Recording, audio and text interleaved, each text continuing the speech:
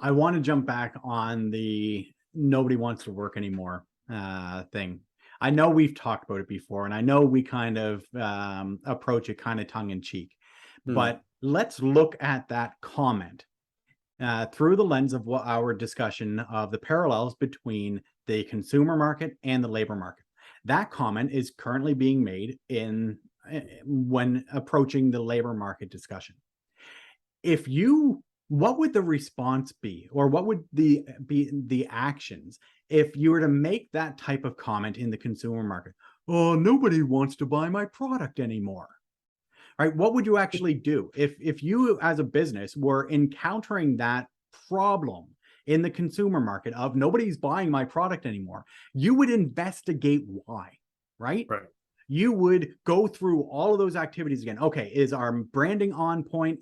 Has something happened to our reputation? Has there been, what's the media coverage like? Is our value proposition, has our value proposition changed? Are we not delivering on our value proposition? Are we articulating our value proposition in the best way possible? Has our target demographics changed? You would dive into reevaluating Hmm. where you stand in the consumer market, because it's not good enough as a business to just say nobody wants to buy my product anymore. Right. Yeah. So No, if and we that's use that same logic yeah. applied to the labor market, we need to do the same things. If nobody wants to work for you, if you think that nobody wants to work for you, or just nobody wants to work in general, then you need to ask why. Right. And it's not simple. It's not a simple answer. So coming up with a simple, well, people are just lazy, isn't going to actually accomplish anything for you, the same way that if you say customers don't want to buy from you, well, customers are just lazy. They don't want to they just don't want to put in the effort to find us.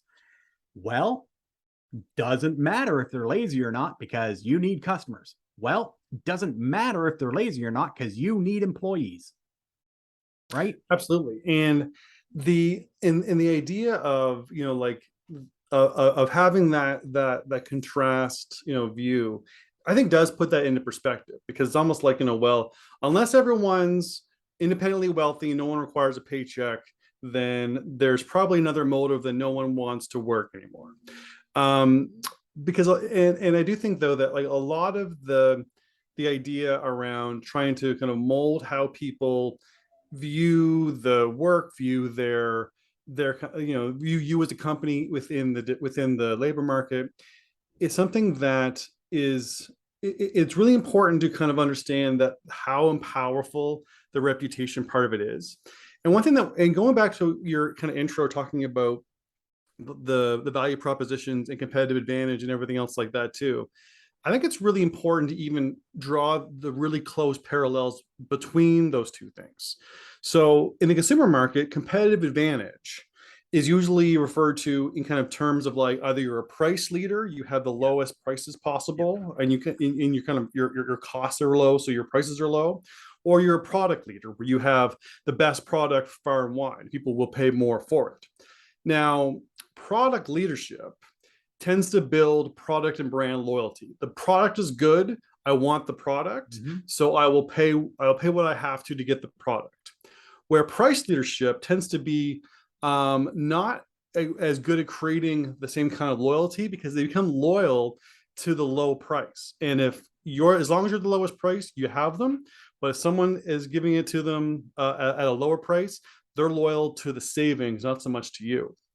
And the same thing works in the labor market. But here, the competitive advantages are culture leaders and compensation leaders.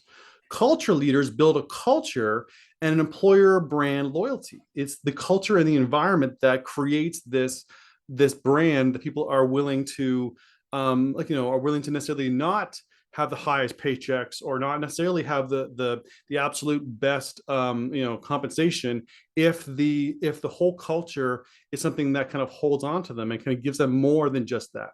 Whereas compensation leaders tend to be about, we have the highest paycheck, but their loyalty is again about the people are loyal to high paychecks, and they attract people with high paychecks. But as soon as someone is going to offer a little bit more for the same job, they're loyal to the paycheck, not necessarily loyal to you.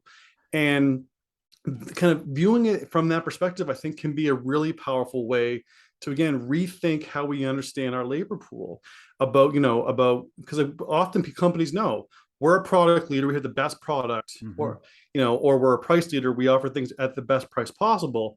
But then thinking of it from the terms of a culture leader, providing the best culture possible versus a compensation leader, we provide the best salaries possible, and knowing what that means. Yeah, and ideally, you're going to offer both, right? Ideally, you're going to offer wages that are competitive, sufficient, and equitable, Mhm. and a culture that draws people to you.